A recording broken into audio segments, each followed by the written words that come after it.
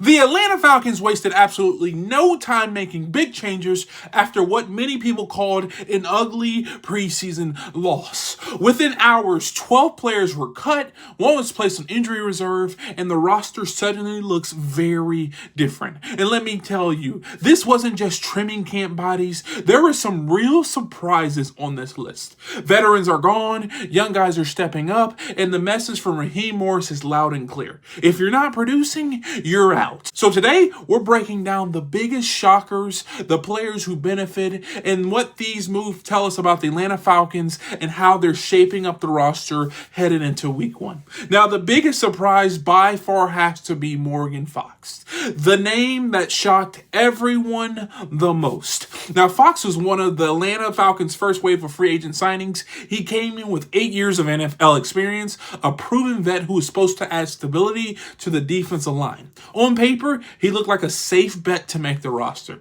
But here's the reality. His preseason was extremely quiet.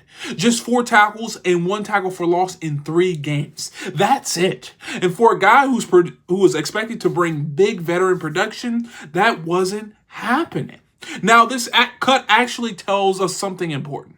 Atlanta defensive line depth is stronger than people realized. Players like Taquan Graham, Brandon Dorlus, and Rook Row all had standout moments in camp and preseason. They flashed that kind of energy and impact that made Fox expendable. So while Fox's release is surprising, it's also a sign that the Falcons are getting younger, faster, and more disruptive up front. And honestly, that's a good problem to have. Now, another notable move was the release of cornerback Lamar Jackson. Now, let's be real. This one isn't really that shocking, but it's very telling. Jackson has chances to prove himself this preseason, but he struggled in coverage, picked up penalties, and never looked like he could be trusted in real snaps. By letting him go, the Falcons are making it clear. They're rolling forward with CJ Henderson and Natron Brooks. Both guys have had strong camps. Henderson in particular has started to look like that first-round talent he once was, or projected to be, and if he keeps trending this way, he could push for legit playing time in the rotation. And don't sleep on Natron Brooks. His versatility on defense and his special teams makes him incredibly valued. Cutting Jackson in basically a vote of confidence in those guys stepping up and giving Atlanta much needed depth is the reason why we see him going right now. Now, the Falcons also waived wide receiver Jesse Matthews. Now, on the surface, this might seem like a small move, but it actually speaks volumes about how competitive this wide receiver group has been. Look at what's happening. Nick Nash, Dylan Drummond, and Chris Blair are all making big pushes for roster spots.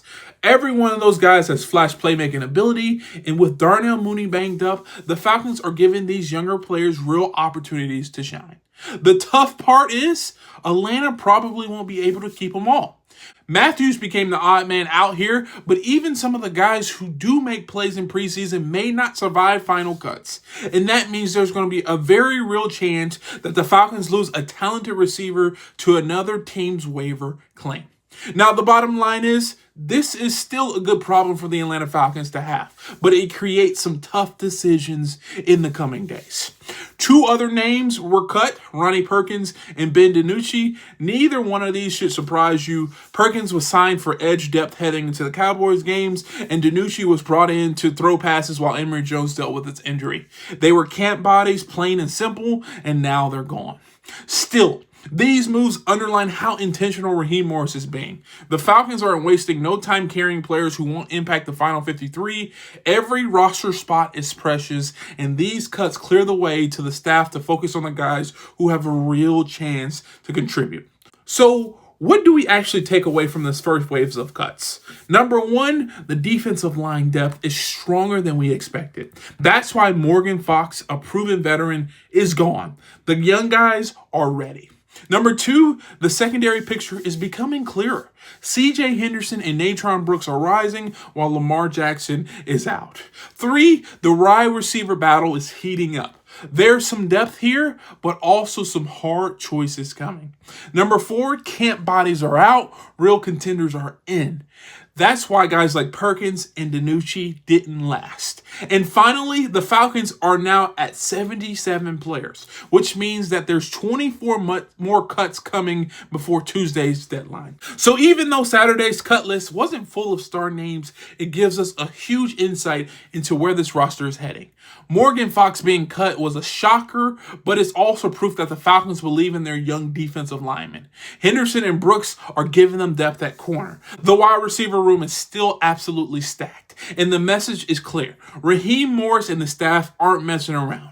If you're not producing, you're gone. And with 24 more cuts still to come, the next few days are going to be very telling about who makes this final 53-man roster. But if you enjoyed this video, please do me a favor, hit the thumbs up, subscribe, and turn on post notifications. And if you want to see more videos like this, check this one out right here. And like always, peace.